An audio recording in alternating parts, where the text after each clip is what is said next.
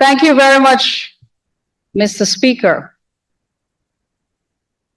Mr. Speaker, I sat in this National Assembly over the last 4 days, and I watched as opposition member after opposition member approach the podium and deliver a theatrical performance as though we are being scored on the delivery as opposed to the content of our presentation. I believe the honorable member confused for a moment where he was. I think he thought he was in the ring, but he's in the National Assembly.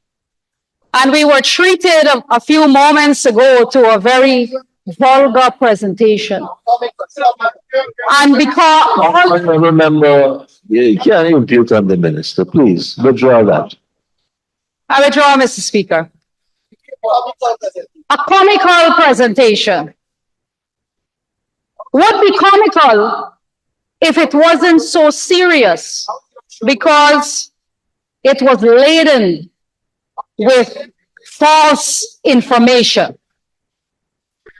Mr. Speaker, everybody in this country knows that oil was discovered in May of 2015 under the People's Progressive Party civic government.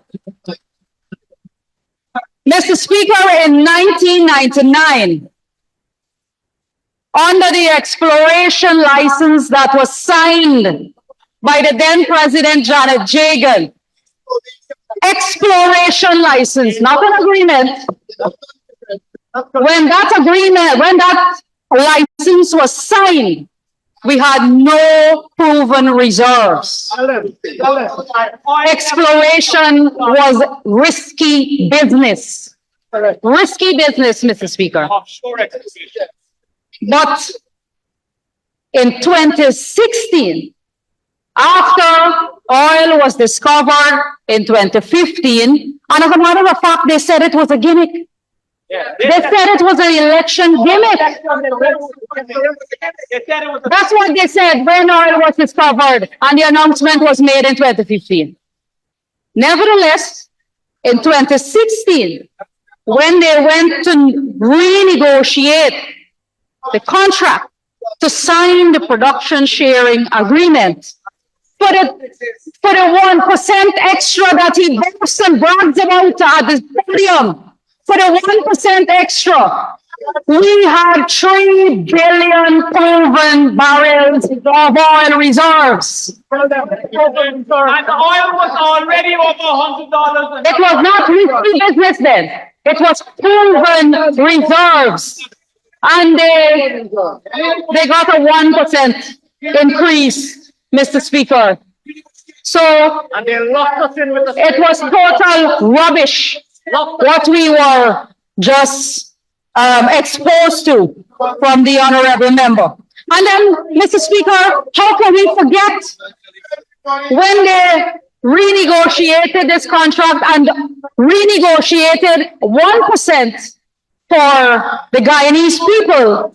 They also renegotiated $18 million in a signing bonus, for which they hid from the Guyanese public for over 1 year.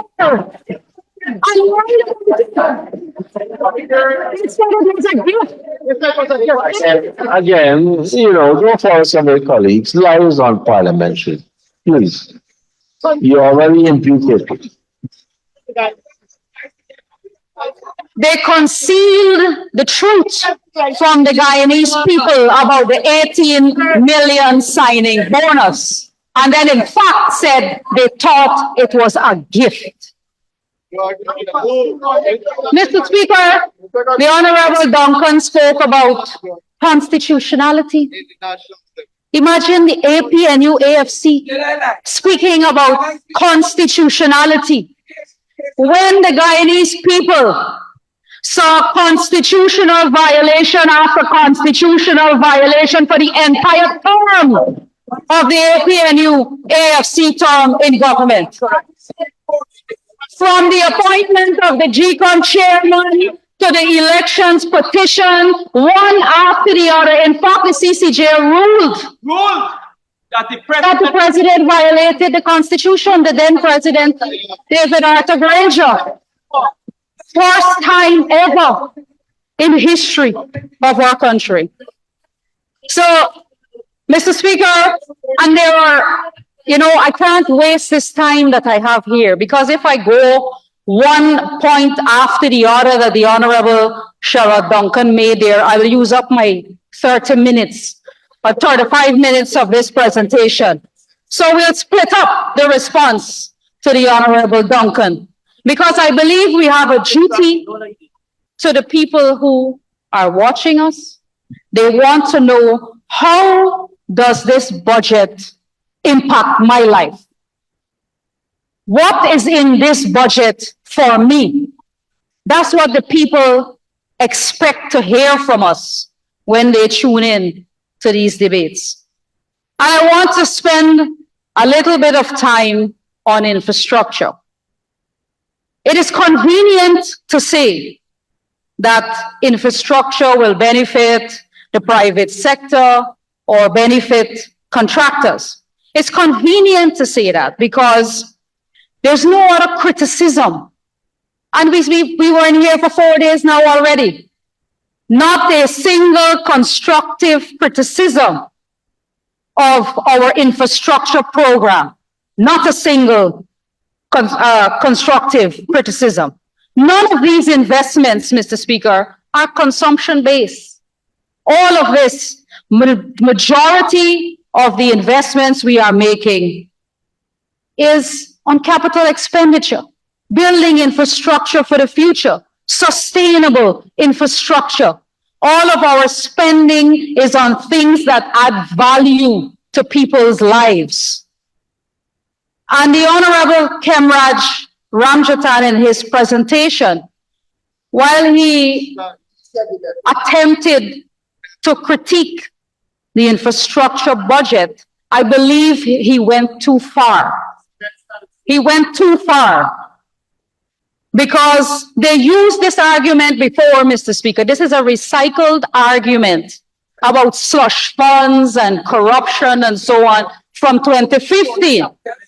It was even in their manifesto in 2015 about reaping the democratic dividends, when they said that there was 28 to 35% procurement fraud and that they'll be able to save this money. So it's a recycled argument because they went into government and they didn't find any of this corruption that they said existed. As a matter of fact, they have members on their side who are now before the court charged with fraud when they were in office. So they never found this democratic dividend. So it's a recycled argument, and they've reworked the argument now and say that this is going to result in a caste system. But Mr. Speaker, I want to speak to the facts. Now, the fact is, take housing, for example, our infrastructure spending. In 2019, the CHPA said they will deliver 5,000 house lots per year.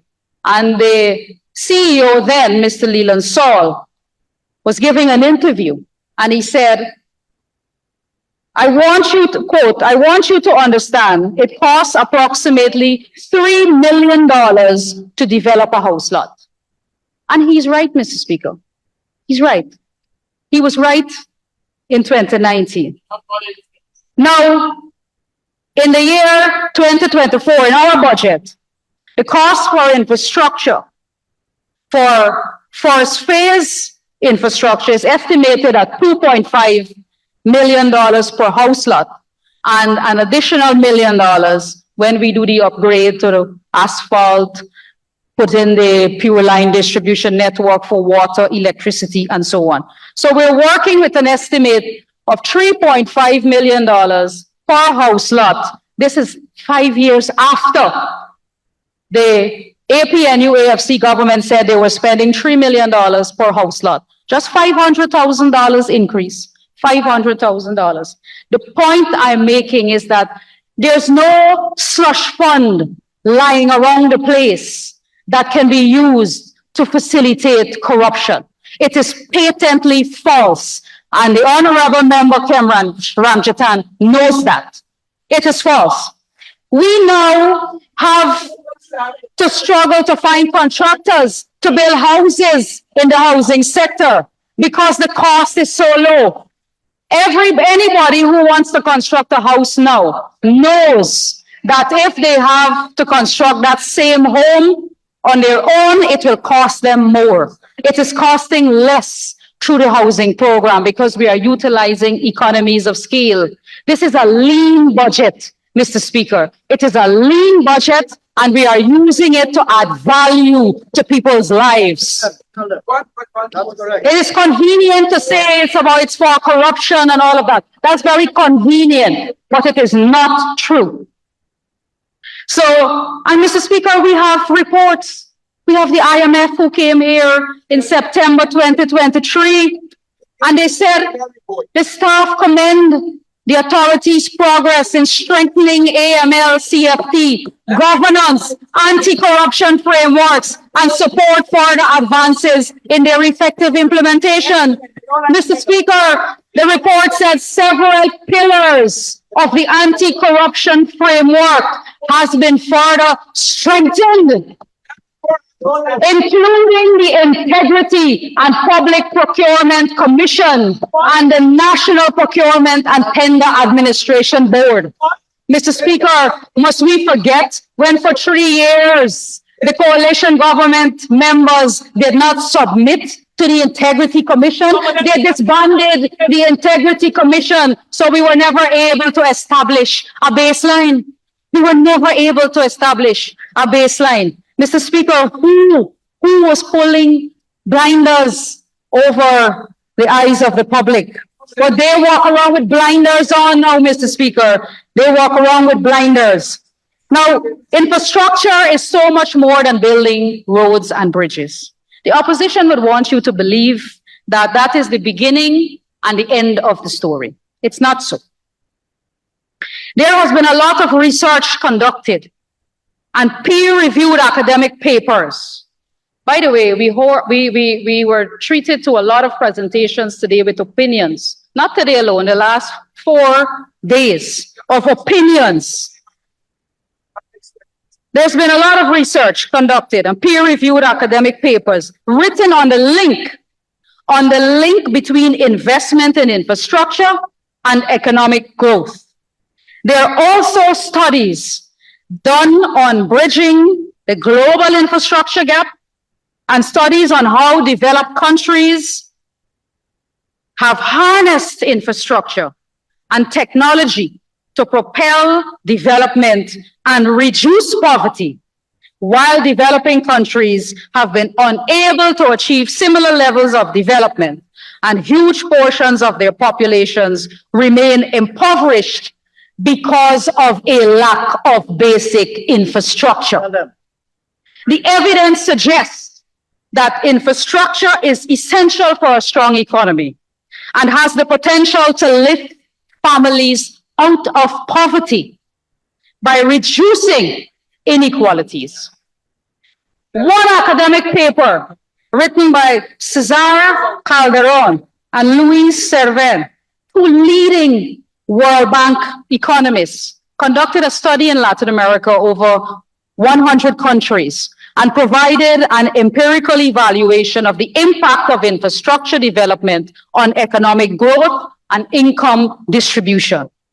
The empirical strategy involves the estimation of simple equations for GDP growth and conventional inequality measures, augmented to include infrastructure quantity and quality indicators, in addition to standard controls. The results are that, Mr. Speaker, 1, growth is positively affected by the stock of infrastructure assets, and 2, income inequality declines with higher infrastructure quantity and quality.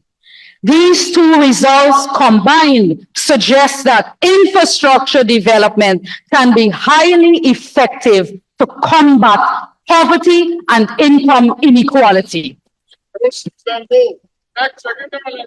And that is what the people at home need to know. And then they understand, how does this translate to my life? So how so, you might ask? Well, by providing jobs. Many of my colleagues spoke at length about the impact that the infrastructure program will have on our economy. By ensuring people have access to safe drinking water, to food, building the farm to market roads, access to shelter or housing, quality health care, schools for education. These are basic human rights, Mr. Speaker. And we haven't gotten to other things like affordable electricity, internet connectivity, and so on. And then what must we do also with the pleas of the residents who come to our community meetings? Are we supposed to ignore the pleas of residents at community meetings for better roads? All my colleagues here are in the fields. Regardless of their portfolio, whenever they go to community meetings, the number one complaint is the state of the roads. Must we not respond to those people? Must we not respond to the people of Region 3 who are punishing every day, spending hours in traffic, losing hours of productivity, time that could have been spent at work or with their families? Must we ignore them? Must we not build the bridge? Must we not build the Wismar-Mackenzie Bridge? My friend and colleague, the Honorable Figueroa, spoke. He made several good contributions and suggestions about Region 10. But my friend, many of the investments you spoke about depend heavily on physical infrastructure. Capital investment, private capital investment would not come to Region 10 if people have to wait to cross a one-lane bridge. So all of these investments depend on the implementation of basic infrastructure. And Mr. Speaker, we will not be shamed. They came here to attempt to shame us into not spending this money on infrastructure. We will not be shamed into not investing in our people. We will show how this investment will benefit people and will improve the quality of life in the long term. In the long term. Let me turn to housing for a bit. Mr. Speaker, we get a lot of criticism in the housing sector. And we get a lot of undue criticism sometimes because we are a fruit-bearing tree. The Ministry of Housing is a fruit-bearing tree. That's why we get criticism. You ever see anybody throwing sticks at a tree with no fruit? They throw sticks at a fruit-bearing tree. And they're envious of the work in the housing sector because they never understood the housing sector. They never understood, Mr. Speaker. They don't know how to do it. It's hard work. It takes hard work, and it takes a carefully crafted strategy to deliver affordable housing to every sector or every segment of our population across our 10 administrative regions. So to avoid criticism, they say nothing, do nothing, be nothing. We are not a do nothing government, Mr. Speaker. The housing program under this PPPC government is the most successful ever in the history of our country. It is unparalleled anywhere in the world and certainly cannot be compared to the mediocrity offered by the APNU, AFC while they're in government. The housing sector, the progress of the housing sector is visible for all to see. It is visible. You can see it. You can feel it. You can touch it. You can measure it. Just go on social media. Hundreds of people receiving their house lots over the last few weeks. Happy faces of smiling people. who are receiving their house lots, who are receiving an asset for the very first time in their lives. How can we forget the 5 years of neglect in the housing sector under the APNU-AFC coalition? Mr. Speaker, the APNU-AFC allocated 7,534 house lots from June 2015 to August 2020, 7,534. And as a matter of fact, it declined. If you look at the pattern, in 2016, they delivered 2,020. In 2017, 1,131. In 2018, 934. It was going down. If they didn't lose the no confidence motion, I don't know what would have happened the next year in 2019, because they also made no capital investment for 3 years. No capital investment in the budget for infrastructure development in the housing scheme. And they wonder why. And they wonder why. This is why, Mr. Speaker, the only thing they offer the Guyanese people in the 5 years they were there is a jubilee discount of 50% on the last 50% of their cost for the house lot. You don't need to give a discount on something that is already 90% subsidized. Is that a strategy? Is that a plan? That is not a plan. It's not a strategy. You just say you had to find it in the back pocket. Mr. Speaker, But never show 40,355 Guyanese are now landowners and homeowners. 13,834 women are empowered with ownership and can chart a course for their own lives. 16,094 young people are asset owners and now have their entire lives to build up their net worth. They said we were talking in percentages. So I'm not talking in percentages. I'm giving you real figures. I'm giving you numbers. 28,016 people received low, moderate, and middle income house lots. 28,000 low, moderate, and middle income families received their house lots in 3 years, Mr. Speaker. In 3 years. I know they voted for y'all. Mr. Speaker, as part of our program, we have to spend money to acquire new lands for housing. We have acquired 51 new areas for the Central Housing and Planning Authority for the period August 2020 to 2023 for new housing development. And Mr. Speaker, for this year, 2024, 10,000 house lots will be delivered to Guyanese of every income category. Mr. Speaker, another common criticism made in this House is that we're using oil money. We're using oil money. Mr. Speaker, that's not the point, Honorable Duncan. Hold, wait for it. So they use that to justify the expenditure. But Mr. Speaker, let me tell you what they did in 2017. In 2017, they budgeted $5.8 million for housing development, not from the consolidated fund, from the housing fund. They earmarked $5.8 billion for housing development in 2016. The year is 2016. Mr. Speaker, out of that $5.8 billion, you know what they spent?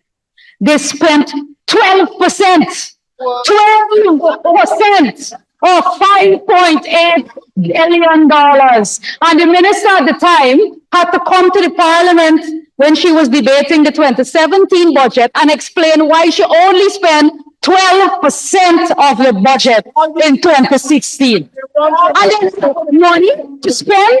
Mr. Speaker, they don't know how to spend money. They don't know how to spend money. Because if you don't have a vision, you can't spend the money. If you don't have a plan, you can't spend the money. So, your argument about oil money is null and void. You have to have sense to spend money. And I questioned in this house already the qualification of the members on the opposite side of the house. Because if they're not qualified, how can you trust them to run an oil economy? They're clueless on income. They're clueless. And this is competence, 12% of your budget, and you want to spend oil money? We cannot allow that, Mr. Speaker. The people of this country deserve better than that, Mr. Speaker. We don't have any time to lose. The people need a government with a vision and with a plan, and with people who work hard, and with people who know how to implement a budget. And they have that with the People's Progressive Party Civic.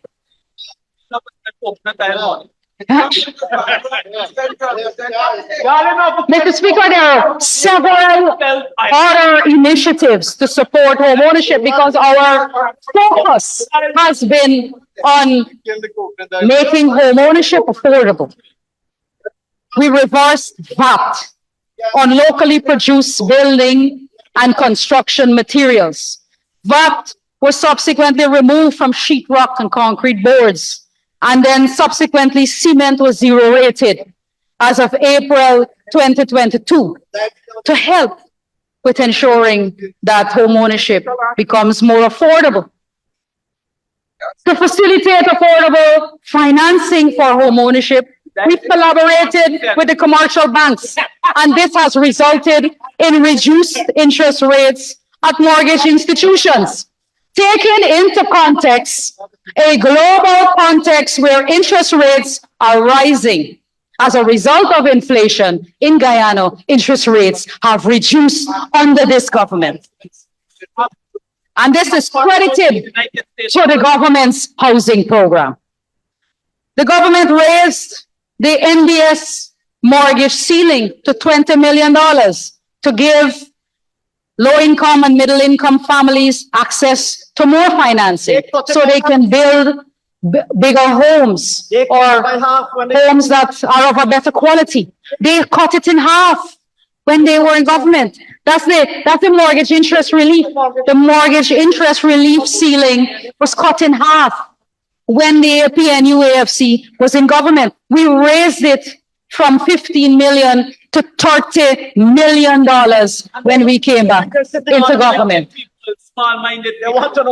We promote home ownership, particularly among youths and young professionals, through tax and other incentives, such as the mortgage interest relief.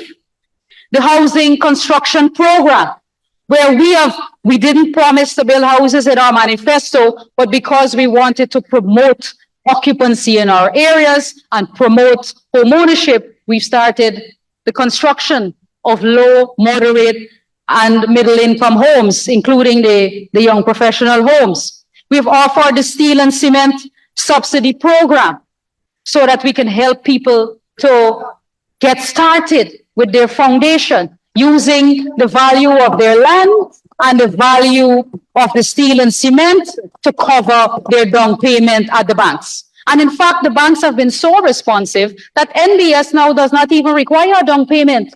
You're automatically qualified when you are given a piece of land to start building your home. Compliments of the policies of the People's Progressive Party Civic. We've promoted partnerships and incentivized private sector involvement in the sector, such as through the Building Expo. And Mr. Speaker, we have to talk about the impact of our housing program. So let's look at the growth in the construction sector. The Honorable Minister, Dr. 𝐁𝐔𝐃𝐆𝐄 Singh, reported to this House that there's been growth in the construction sector by 26.8%, and that mortgage and real estate loans increased to 22.5%. More than double the figure of 2022. In 2022, it was 9.8. It is now 22.5%. Mortgage and real estate loans. This is ordinary Guyanese we're talking about, Mr. Speaker.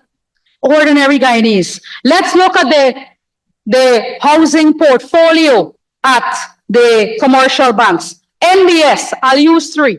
NBS in 2020, the total mortgage portfolio was $3.5 billion. $3.5 billion. You know what it is today, Mr. Speaker?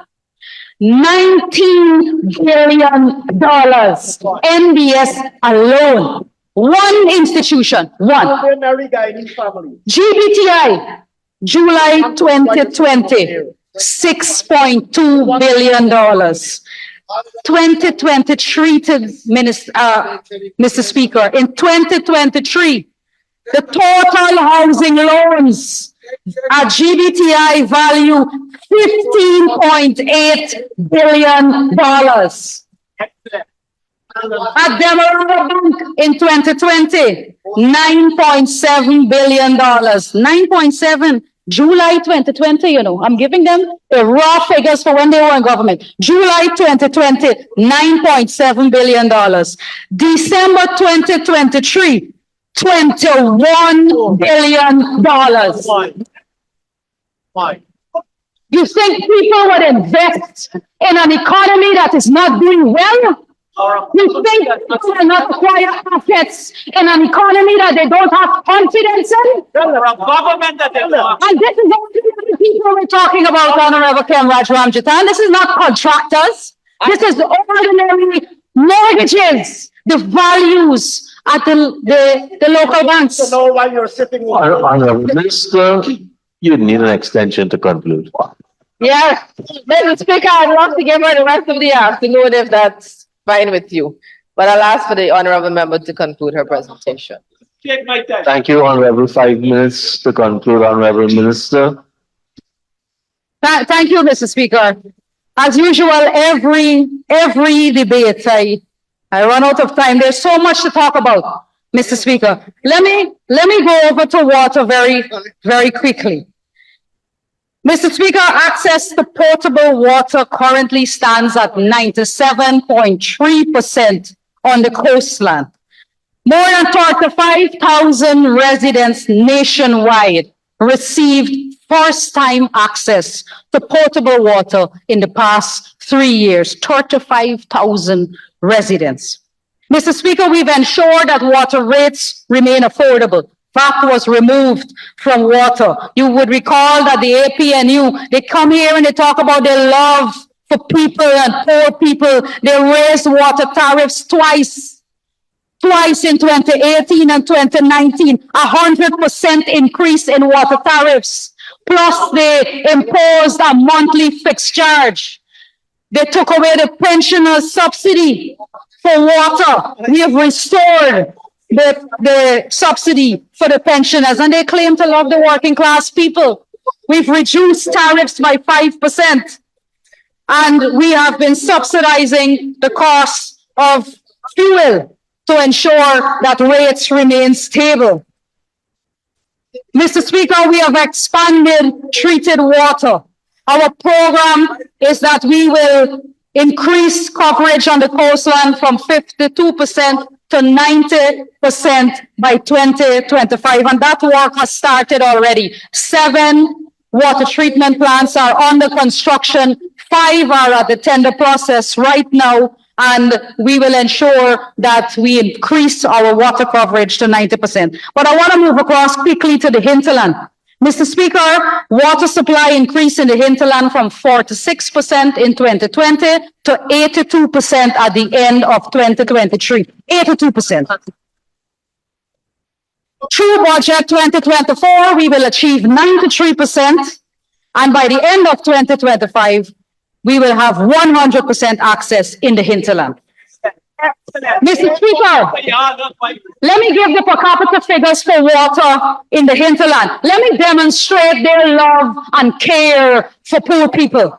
Mr. Speaker, in Region 1, under the APNU AFC administration, the per capita investment was $12,471 per person per capita.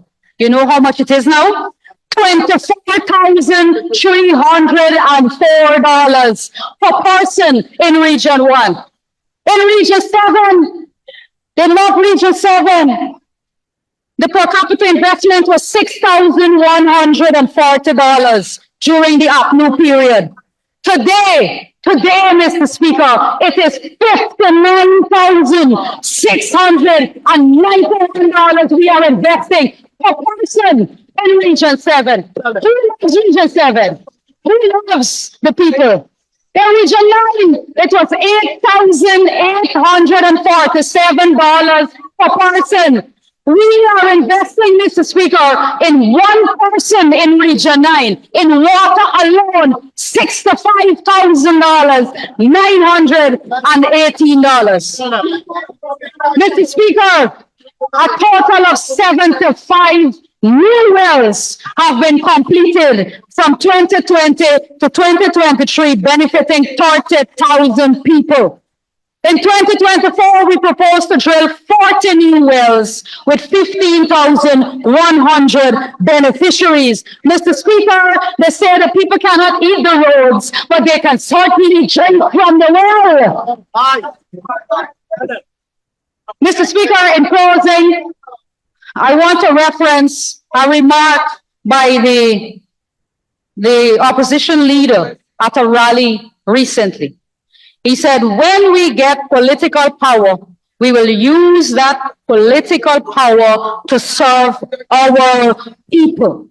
When he said this, Mr. Speaker, immediately preceding that comment, he said that he told his supporters that while the APNU AFC was in office between 2015 and 2020, many of the staff they inherited sabotaged them.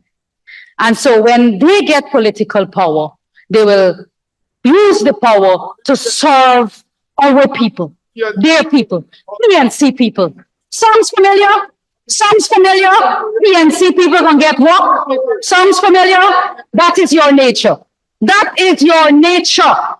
And the people have to recognize that this group of people will be a vengeful group of people. They will be vengeful. We cannot allow them. The people at home need to remember that we cannot allow them anywhere near the seat of government again, because they will rule with vengeance. They will rule with vengeance. They have demonstrated their incompetence and they are incapable of generating wealth for this country, Mr. Speaker. They're incapable of generating wealth and unfit to run an oil economy. And Mr. Speaker, I fully commend Budget 2024 for passage in this honorable House.